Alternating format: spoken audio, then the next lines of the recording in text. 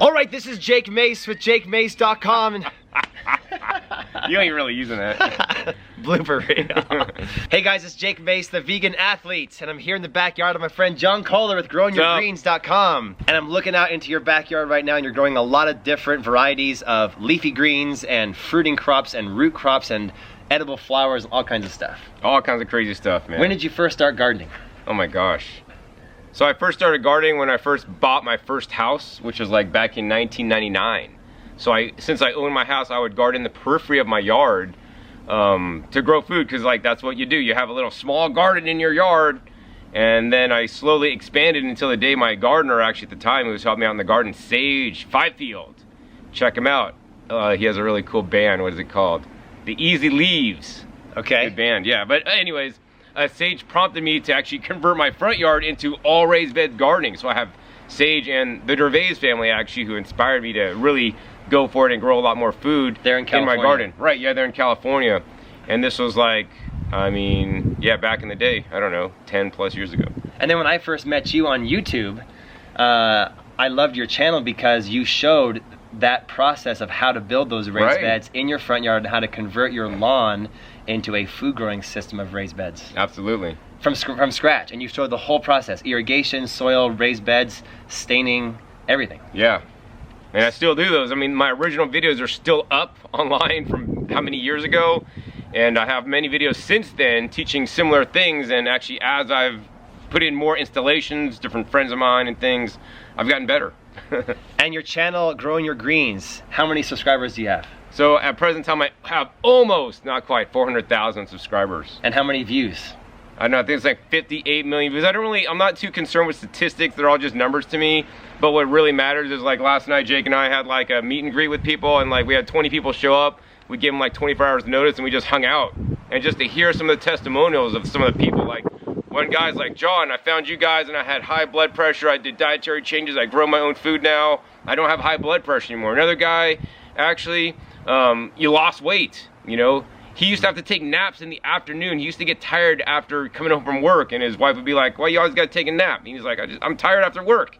And then he changed his diet and started eating better, started growing some of his food, eat some of the food he grew, and now he doesn't have to take a nap anymore. He has more time to spend with his wife and actually now his newly born kid. And one guy had just had a heart attack, yeah, and was using a plant-based diet to recover from the heart attack because his doctor recommended it to him. That's crazy, yeah. And so I thought it'd be fitting today if we open up the newest seed bank box, which is May's seed bank box, here with my friend John Kohler with Growing Your Greens.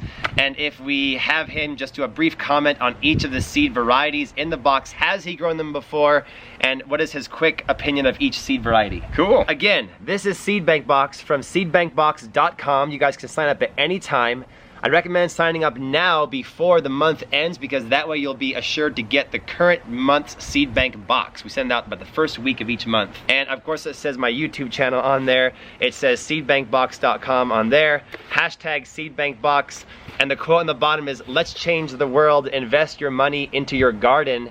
Because when I end each of my gardening tours and workshops in the Phoenix area, I tell everybody, I feel that if we vote with our dollars and if we vote for our front and our backyards, it's a much better vote than the vote we cast with our dollars for Walmart or the big box stores, maybe even our politicians nowadays. Okay. I think voting for your own self-sufficient, healthy lifestyle is very important, so vote with your dollars with the seed bank box. And you can write the current seed bank box month right here, and then use the box as a storage system in a dark, dry, cool place in your kitchen or house, to put every month as a tower on top of each other and have your seeds organized. Because if you're like me, my seeds are all over the place. Or me, like my seeds, I have a lot of seeds that are really all over the place. So we're gonna open this guy up as we always do together.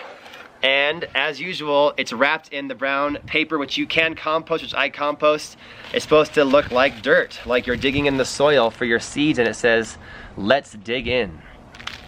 It's garden time. So I'm gonna open this guy up and feed it to my man over here. And I'll see if you've grown these before. All right, cool. So again, every seed bank box has a custom mission statement of the month by me. Each one's different, and hopefully it'll serve to motivate you and inspire you to garden. And so this one says, invest yourself and your money into your garden. Remember that when you spend money, you are voting. You're voting for the people and the companies you give your money to. I choose to give the majority of my money to paying down good debts and into my backyard garden. When you invest your dollars into your garden, you are voting for healthy food, a local food economy, preventative health care, having peacefulness and relaxation at home, and you are voting for a longer and more active life. That is what my garden means to me. My garden is my hobby, my peace, my medicine, my food, and my family. And you guys can get that if you go to seedbankbox.com. Cool, yeah, man. The best investment you guys can make is in your garden, and it's an investment, you know, because you're getting plants, you're getting soil, and it's in the long run going to, number one, make the earth a healthier and better place, and number two, make you a healthier and better person, as well as your family, right? So the first seed variety, why don't you read that? Oh, cool, man. Moon and Stars watermelon. So let's see, I think I grew this once. I got like one watermelon off it. I haven't ever really had a lot of good luck growing watermelons in my gardening style and my climate zones, but I have eaten many Moon Stars watermelons, and they are actually quite delicious. Why is it called Moon and Stars? Well, it's Moon and Stars because on the face of the watermelon, there's like little like dots, which are the stars, and there's like big kind of like blotches that are yellow. You can kind of see it on there, that are like the moon. I'm trying to make each month appropriate. So these are really good for Southern California, probably Las Vegas, Phoenix, Tucson, and if you're in a cooler, more mild climate, just plant them when appropriate in your area. Right.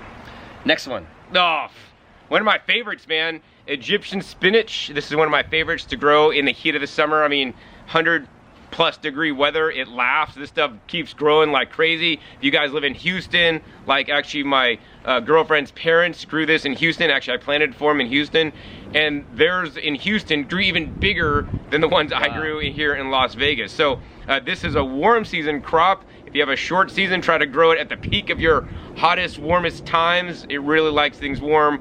Dry or humid, it don't matter. And the Egyptian spinach, the reason why I like this is I learned about it actually at a health food trade show, and they compared the Egyptian spinach to kale. And we all know how good kale is for you.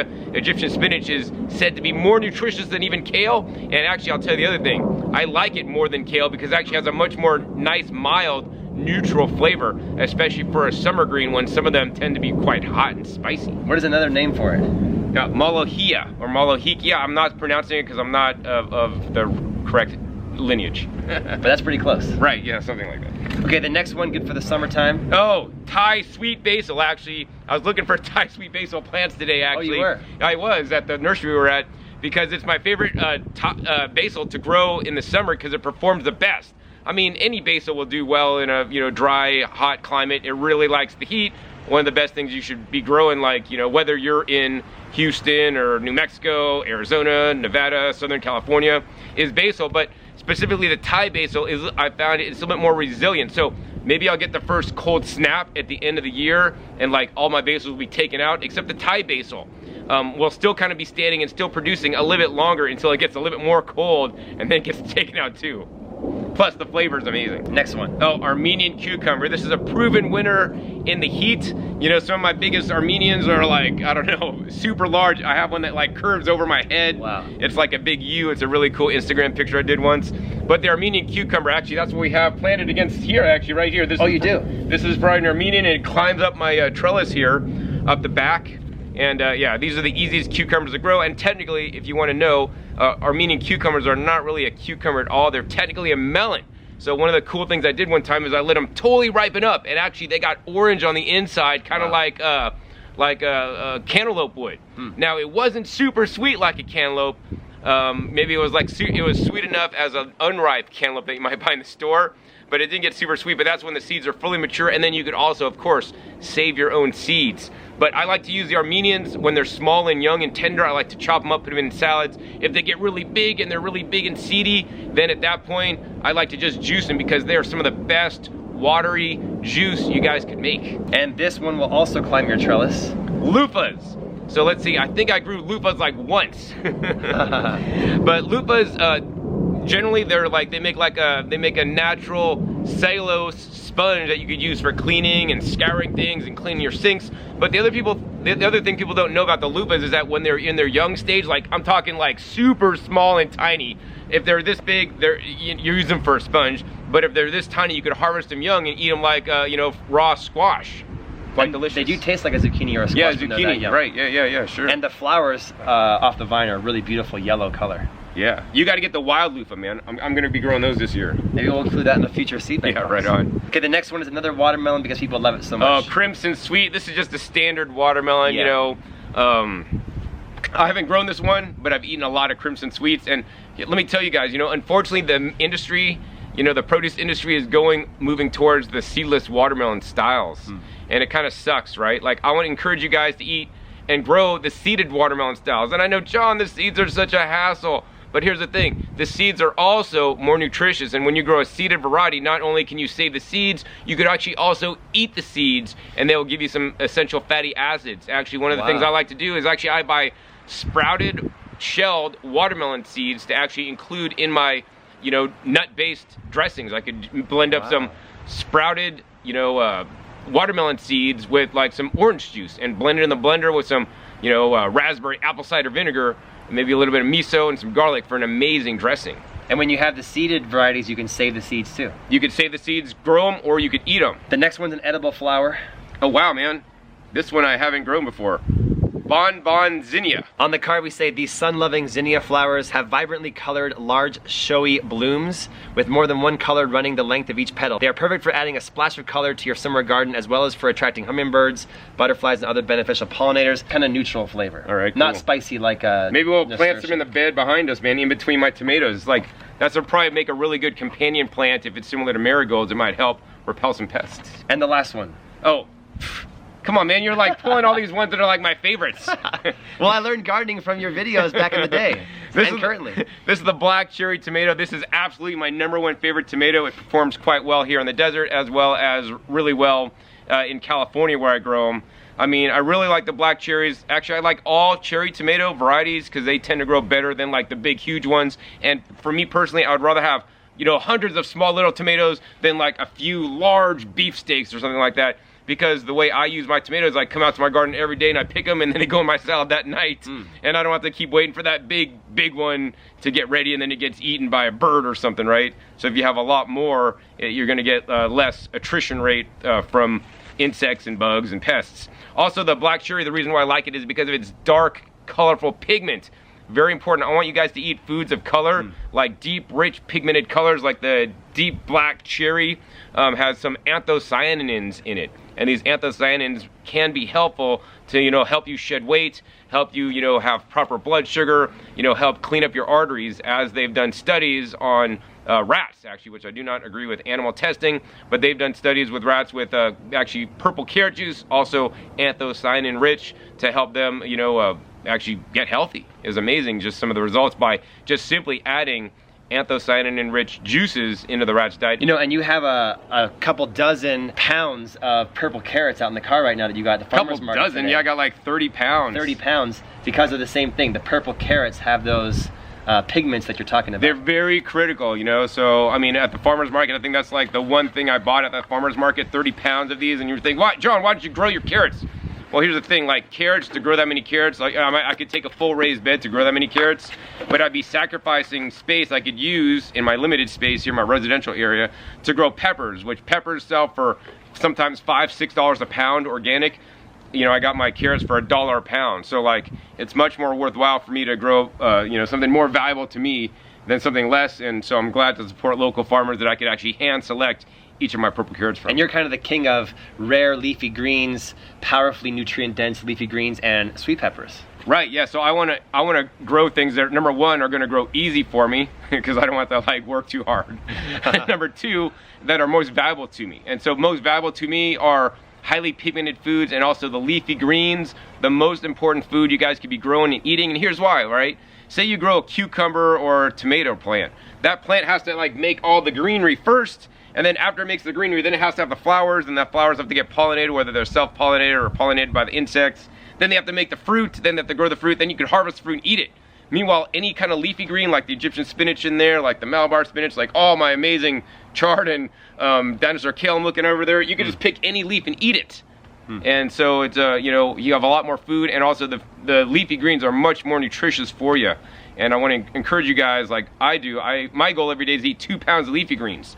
Now, especially when I travel, I don't often meet that, but when I'm home, you know, it's pretty easy to grab a pound of leafy greens, run it through the juicer. I get literally a cup of juice, or I could take a pound of greens, put it in my vacuum blender to preserve and minimize the oxidation and preserve the nutrients, and blend that into a nice blended salad for dinner.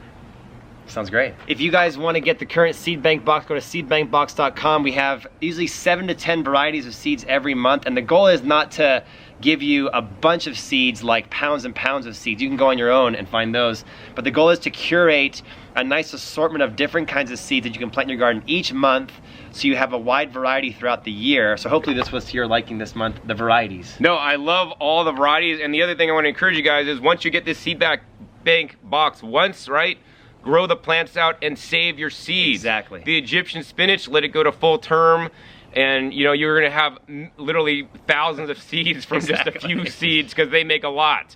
You know, let just one of your Armenian cucumbers go to full term and harvest it. You know, when it's ripe, you could try to experience it as a melon and scoop out all the seeds and save them. You'll have hundreds of seeds, right?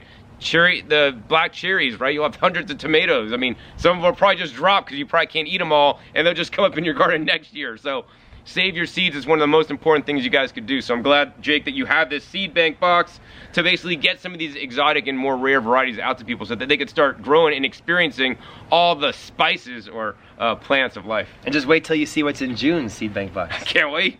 Well, I want to thank John Kohler for being in this special seed bank box video. Yeah, no worries, man. He's very busy, and I want you guys to check out John's channels. He's at Growing Your Greens on YouTube, OK Raw on YouTube, and Raw Foods on YouTube. Is a great channel for how to use juicers to juice the food you're growing in the garden. And then go to discountjuicers.com to pick one up, because it has the best prices and the best variety. Plus, he embeds his YouTube videos showing the juicers at discountjuicers.com, so you can see right there how they work. I'm gonna jump right back to Longevity Gardens right now and plant these for you guys, and I'll see you back here in Vegas soon. All right, cool, Jake. All right.